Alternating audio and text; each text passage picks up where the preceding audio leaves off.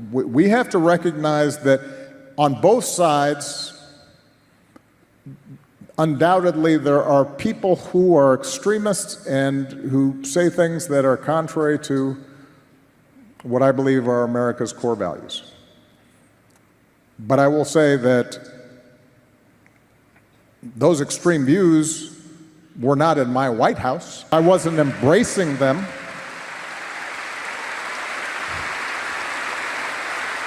I wasn't empowering them. I wasn't putting the weight of the United States government behind extremist views. And that is when we have the weight of the United States government behind extremist views, we've got a problem. Separate issue, free speech.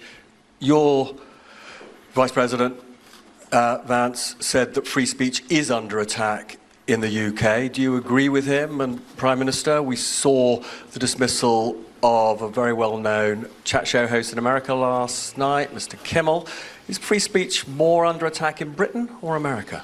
Well, Jimmy Kimmel was fired because he had bad ratings more than anything else, and he said a horrible thing about a great gentleman known as Charlie Kirk. And Jimmy Kimmel is not a talented person. He had very bad ratings, and they should have fired him a long time ago. So, you can call that free speech or not. He was fired for lack of talent.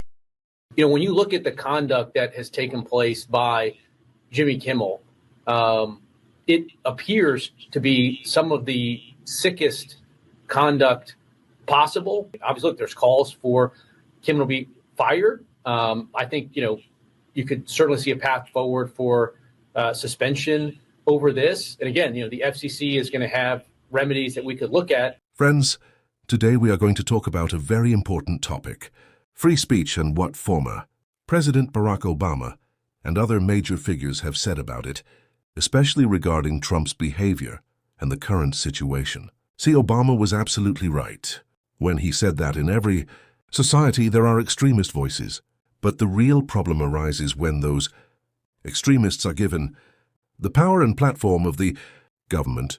That's the key difference between Obama's era and Trump's. In Obama's era, such extremist thinking was not given space in the White House, whereas Trump not only gave them space, but also empowered them, like Stephen Miller, who calls Democrats terrorists. Now the question is, what does free speech actually mean? Yes, everyone can express their opinion, whether we like it or not.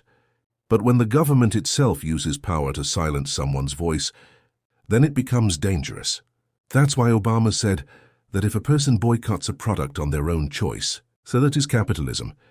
But if the President of the United States himself uses the FCC to shut down a channel or a comedian, that is against democracy.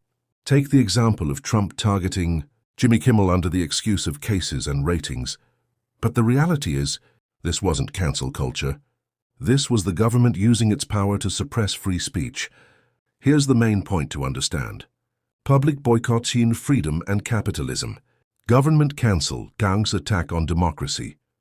And this is exactly the point Obama emphasized.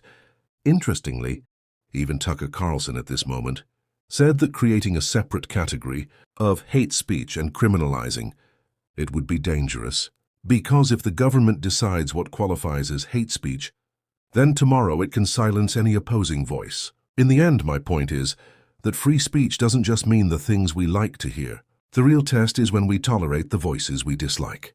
But the biggest difference is that the government should not have the authority to put restrictions on free speech. And that's why Obama's speech is so important. He reminds us that democracy doesn't run on its own. It's our responsibility to protect it. So what do you all think? Are Trump and his supporters really threatening free speech?